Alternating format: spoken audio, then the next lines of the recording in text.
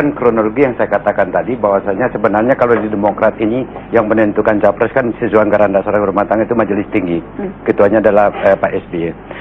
Pertama kali Pak SBY mengungkapkan tentang capres 2014 kriteria itu ada di tahun 2011 waktu bulan September ketika hari ulang tahun Demokrat. Itu pertama kali SBY mengungkapkan. Dan dari 6 kriteria itu masuk kepada istilahnya kita interpretasikan sangat cocok dengan kita. Yang pertama cerdas, muda, dan lalu bervisi global, berintegritas, dan bersih. Dan lalu bulan 5 2012 Hayono Isman Dewan Pembina mengatakan secara langsung nama Gita Wirjawan untuk mencocokkan kepada kriteria Pak SBY. Dan lalu bulan Desember Pak Ade dengan Majalah Indonesia mengeluarkan 36 nama. Dan lalu juga dikatakan 2 nama yang disukai oleh SBY, yaitu Agus Marto dan Gita Wirjawan. Kembali lagi nama Gita Wirjawan. Dan Januari 2013 Pak SBY sebenarnya mengatakan di dalam menanggapi dari majalah 2014 mengatakan bahwa dia senang capres-capres banyak muncul dan meminta media massa untuk memberikan tempat pada mereka. Dan inilah yang kita lakukan sekarang, memberikan tempat untuk capres. Mas Yunarto Wijaya. Walaupun tingkat pengenalan Gita Wirjawan cenderung bisa dikatakan cukup rendah, tapi kalau kita kemudian bedah secara kualitatif, ada segmen yang menjadi penyokong utama tingkat pengenalan dan elektoral Pak Gita ini kelas menengah. Itu jelas sekali ya, bahkan ketika kita coba baca, misalnya kita lakukan proses googling, yang dalam pendekatan marketing ini salah satu untuk mencari brand association dari sebuah nama yang kita ketik. Ketika kita menentukan nama Gita Wirjawan, itu menarik ya, muncul pertama bicara mengenai Gita Wirjawan Wiki. Jadi banyak yang belum mengenal memang, tapi ingin mengetahui. Lalu Gita Wirjawan akun Twitter. Ini jelas sekali menunjukkan posisi kelas menengah. Sampai kemudian Gita Wirjawan TOEFL. Saking penasarannya orang pada kemampuan berbahasa Inggris tentang Gita Wirjawan dan muncul itu gitu.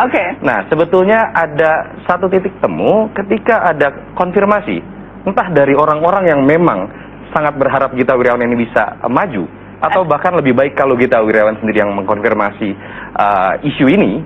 Saya pikir bukan tidak mungkin guliran isu ini sangat memungkinkan untuk mengejar ketertinggalan secara elektabilitas. Karena kalau kita ingat, Jokowi memenangkan pertarungan di Jakarta dimulai ketika kelas menengah mengenal dan menyukai Jokowi terlebih dahulu dibandingkan dengan segmen katakanlah CDE yang terpengaruh oleh guliran isu dari kelas menengah ini. Baik, tadi Anda menyebutkan banyak yang tidak kenal, kita juga sempat bertanya ke beberapa masyarakat soal siapakah Gita Wirjawan. Ini jawabannya Pak Gita.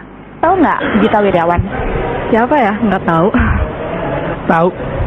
Siapa sih Pak Gita Wirjawan itu?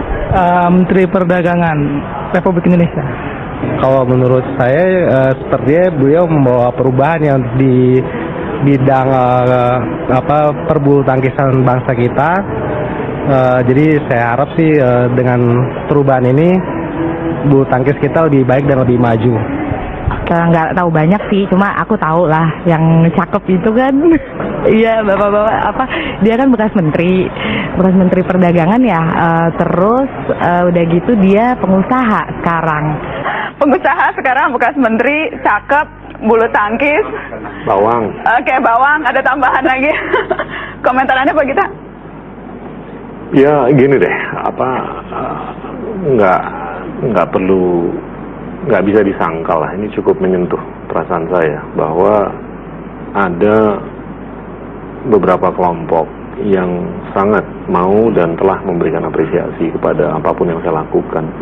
Tapi ini ada 250 juta manusia yang ada di negara kita ini. Pilihannya kan banyak. Ya, tinggal ke depan ini siapapun yang mau memimpin, ini harus jelas bisa membuahkan benefit untuk masyarakat luas.